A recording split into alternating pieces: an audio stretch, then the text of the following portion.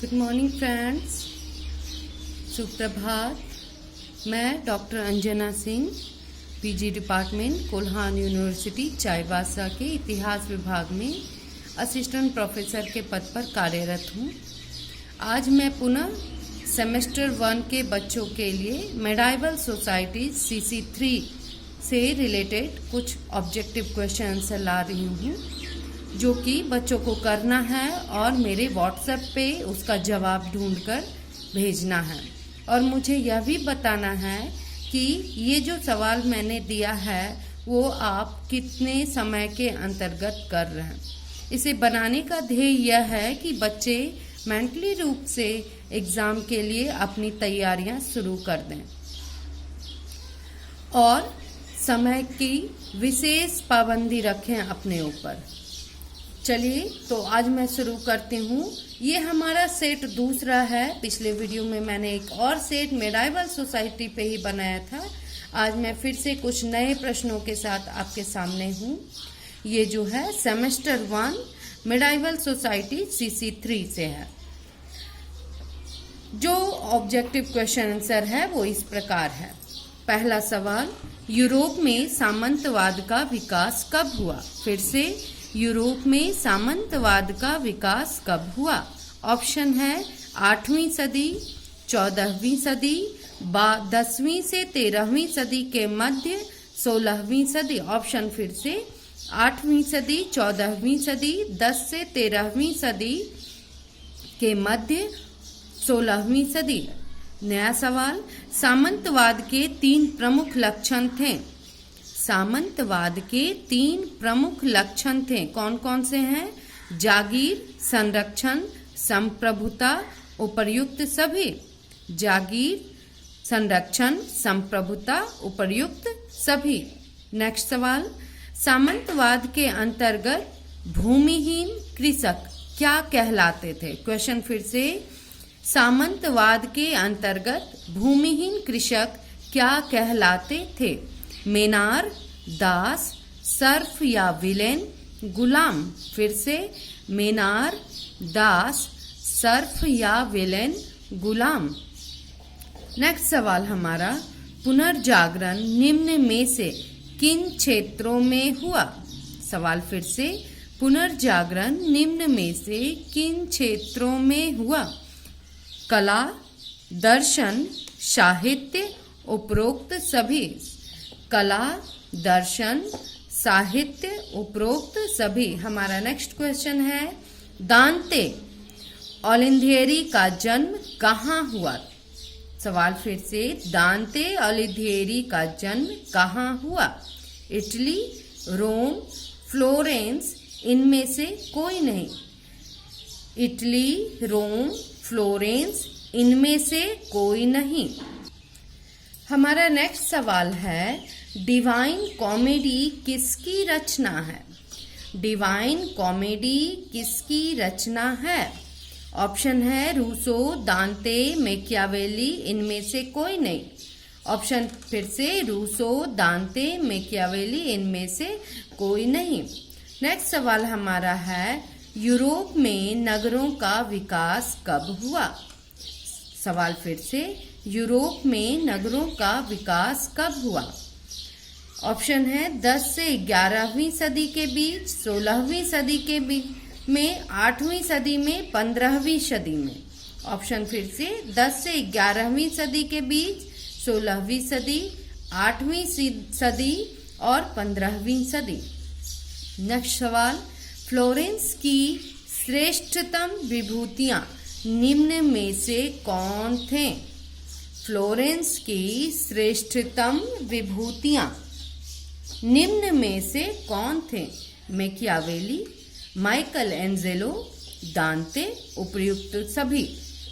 Machiavelli, Michael Angelo, दांते, उपर्युक्त में से सभी। नेक्स्ट सवाल, फ्लाइंग शटल का आविष्कार कब हुआ? फ्लाइंग शटल का आविष्कार कब हुआ? 1733, 1738, 1734, 1764। फिर से 1733, 1738, 1734, 1764। हमारा नेक्स्ट सवाल है, मोनालिसा किसकी कीर्ति है? मोनालिसा किसकी कीर्ति है? ऑप्शन है दांते, Leonardo da Vinci, Machiavelli, Michael Angelo. Option फिर से सुनिए, दांते, Leonardo da Vinci, Machiavelli, Michael Angelo. अब हम शॉर्ट क्वेश्चन के ऊपर आते हैं। इनमें से निम्नलिखित में से सबके ऊपर आपको संक्षिप्त रूप में लिखना है, टिप्पणी के रूप में आप शॉर्ट नोट्स लिखेंगे। पहला है सामंतवाद, दूसरा नगरों का उदय, व्यापारी वर्ग, चौथा भौगोलिक खोज और पांचवा वाणिज्यिक क्रांति। सामंतवाद, नगरों का उदय, व्यापारिक वर्ग, भौगोलिक खोज, वाणिज्यिक क्रांति। आप समय का विशेष ध्यान रखेंगे और 4 कम से कम और शॉर्ट क्वेश्चन लिखेंगे। लास्ट हमारा लॉन्ग क्वेश्चन किस तरह से एग्जाम में आता है ये देखते हैं। सामंतवाद के विकास एवं पतन के क्या कारण थे? क्वेश्चन फिर से सुनिए, सामंतवाद के विकास एवं पतन के क्या कारण थे? दूसरा सवाल है, पोप तंत्र के स्वतंत्रता पर एक निबंध लिखें। सवाल फिर से, पोप तंत्र के स्वतंत्रता पर एक निबंध लिखें। नेक्स्ट क्वेश्चन हमारा है, धर्म सुधार आंदोलन के प्रभावों की समीक्षा करें। हमारा सवाल फिर से, धर्म सुधार आंदोलन के प्रभावों की समीक्षा करें।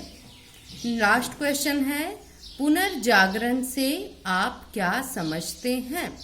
सवाल फिर से, पुनर्जागरण से आप क्या समझते हैं?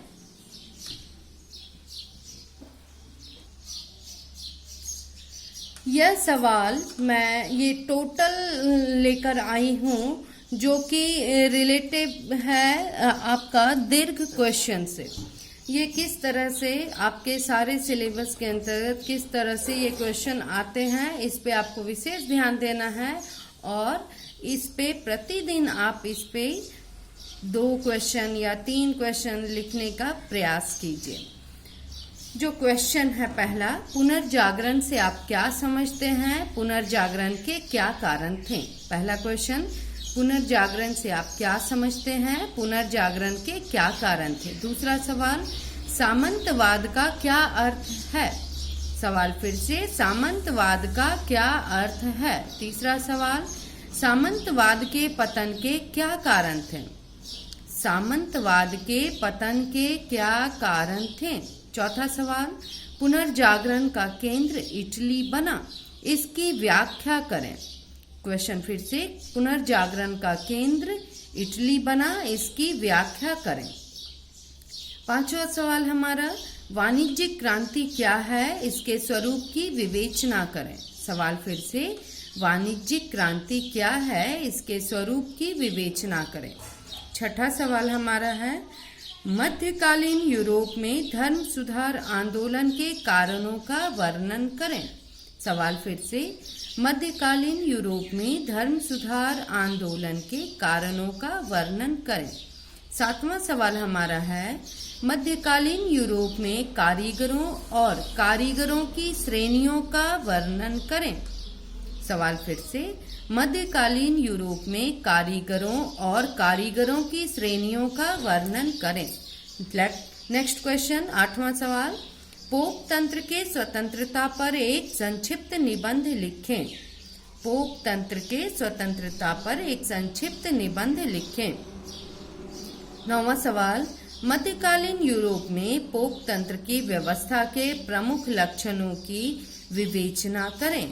क्वेश्चन फिर से, मध्यकालीन यूरोप में पोप तंत्र की व्यवस्था के प्रमुख लक्षणों की विवेचना करें। नेक्स्ट क्वेश्चन, मध्यकालीन यूरोप में भौगोलिक खोजों का विवरण दें। क्वेश्चन फिर से, मध्यकालीन यूरोप में भौगोलिक खोजों का विवरण दें।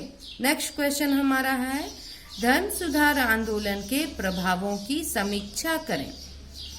धर्म सुधार आंदोलन के प्रभावों की समीक्षा करें। 12वां क्वेश्चन, मध्यकालीन यूरोपीय नगरों के विकास पर एक संक्षिप्त निबंध लिखें। क्वेश्चन फिर से, मध्यकालीन यूरोपीय नगरों के विकास पर एक संक्षिप्त निबंध लिखें। हमारा 13वां सवाल है, मध्यकालीन यूरोप में नगरों एवं कस्बों के उद्भव एवं विकास की विवेचना करें। सवाल फिर से, मध्यकालीन यूरोप में नगरों एवं कस्बों के उद्भव एवं विकास की विवेचना करें। हमारा 14वां सवाल है, यूरोप में सामंतवाद की उत्पत्ति एवं उसकी विशेषताओं का वर्णन करें। सवाल फिर से, यूरोप में सामंतवाद की उत्पत्ति एवं उसकी विशेषताओं का वर्णन करें। 15वां सवाल, मध्यकालीन यूरोप में चर्च एवं राज्य के संबंधों की चर्चा करें। सवाल फिर से, मध्यकालीन यूरोप में चर्च एवं राज्यों के संबंधों की चर्चा करें। यह सवाल आप प्रतिदिन प्रयास कीजिए और कोशिश कीजिए कि हम कम समय में इसका जवाब दे सकें। धन्यवाद।